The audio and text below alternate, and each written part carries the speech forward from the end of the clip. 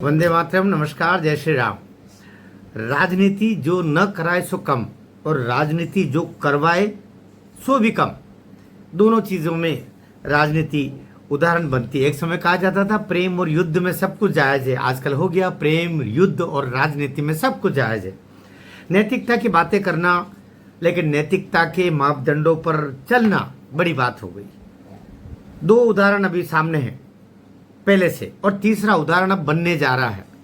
एक उदाहरण उद्धव ठाकरे की पार्टी का, शिवसेना, जो शव सेना बन गई, खत्म हो गई और पूरी पार्टी को एकनाथ शिंदे एकमात्र स्वामी बनकर के रह गए, ले गए और उनके सारे बैंक खाते, कार्यालय, चुनाव चिन्ह सब कुछ ले गए और खत्म हो गया ठाकरे परिवार का ठाकरत्व।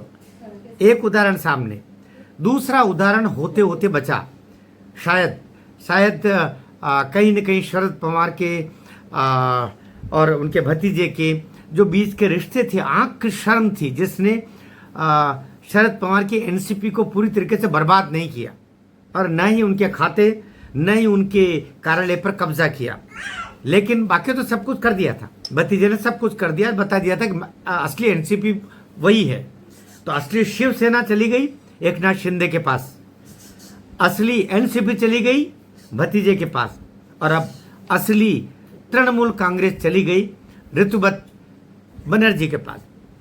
ये जो ऋतुव्रत बनर्जी है विधायक, लेकिन उसने 80 में से 60 विधायकों को, लगभग अब तो 65 विधायक हैं, जो पश्चिम बंगाल के 65 विधायक लगभग अपने साथ ले जा करके ये सिद्ध कर दिया कि हम ही असली टीएमसी हैं। साथ भी सांसद जो जितने थे 29 में से 22-23 चले गए।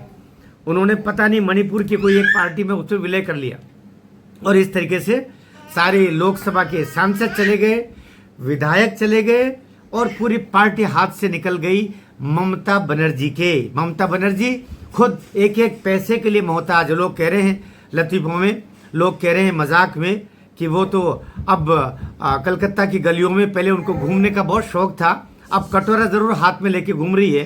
पहले वो माइक लेके घूमती थी और पीछे कुछ लोग भीड़ चला करते थी, अब अकेली घूम रही है, हाथ में कटोरा है। दाता 2 पैसा तो डाल दो, दादा 2 पैसा तो डाल दो, ऐसी स्थिति हो गई। क्योंकि जितने भी टीएमसी के खाते थे, 3 बड़े खाते जिनमें 700 करोड़ रुपये जमा था, वो फ्रीज हो गए। वो दौड़ रही है हाई कोर्ट में, सुप्रीम कोर्ट में, सब जगह, लेकिन कोई सुनने वाला नहीं, क्योंकि चुनाव आयोग के पास में भी पेंडिंग है और चुनाव आयोग वही निर्णय करेगा जो पहले उसने शिवसेना के संदर्भ में किया, जो एनसीपी के संदर्भ में किया। अर्थात असली स्वामी जो होगा, कार्यालय पर भी उसी का कब्जा होगा, कार्यालय पर उसी का अधिकार होगा, और जिसका कार्यालय पर अधिकार होगा उसी का उसके बैंक खातों पर अधिकार होगा। कितनी कट मनी से पैसा इकट्ठा किया, न जाने कितने कितने लोगों की बददुआएं ली ममता बनर्जी ने, और काला पैसे का पहाड़ इकट्ठा कर लिया।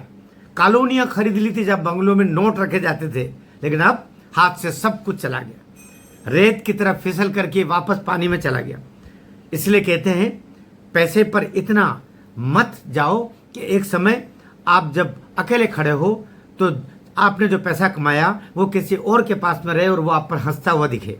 ऐसी स्थिति अभी ममता बनर्जी की हो गई है। अभी जो स्थितियां हैं वो ये बताती है राजनीति के भी कुछ सबक होते हैं, और पहला सबक उसमें कि आप धन नहीं मन जीतिए। अगर आप मन जीतेंगे तो धन तो आपके पास में खूब आता रहेगा, क्योंकि धन की कमी राजनीति में भी नहीं है, अच्छे मन की कमी है। इसलिए हृदय आपका शुद्ध हो, आप त्याग की भावना से, सेवा की भावना से आए हैं तो सही, वन्यथा आपकी बर्बादी की लकीरें भी आपके पीछे पीछे चल रही होगी, जैसे कहीं उद्धव ठाकरे के चल रही थी, जैसे कभी शरद पवार के चल रही थी, जैसे कभी ममता बनर्जी के चल रही थी। अब न अभिषेक है, न एक है, न अभिलाषा है, सब इधर से तितर उधर से बितर, सब खत्म हो गया। लेकिन एक सबक देखे गया कि राजनीति में भी कभी कोई भी अपना नहीं हो सकता, आपका साया भी। वीडियो ठीक लगा हो शेयर कीजिएगा। और अभी जो नया गुट अरूप राय, उस गुट के अब अध्यक्ष बन गए हैं, उनके नेतृत्व में सब कुछ चल रहा है, और उसमें महामंत्री, महासचिव बन गए हैं ऋतुव्रत बनर्जी। जो अभी टीएमसी की तरफ से नेता प्रतिपक्ष है पश्चिम बंगाल में, तो देखिए राजनीति क्या क्या रंग दिखाती है, हम भी देखते रहें। भारत माता की जय।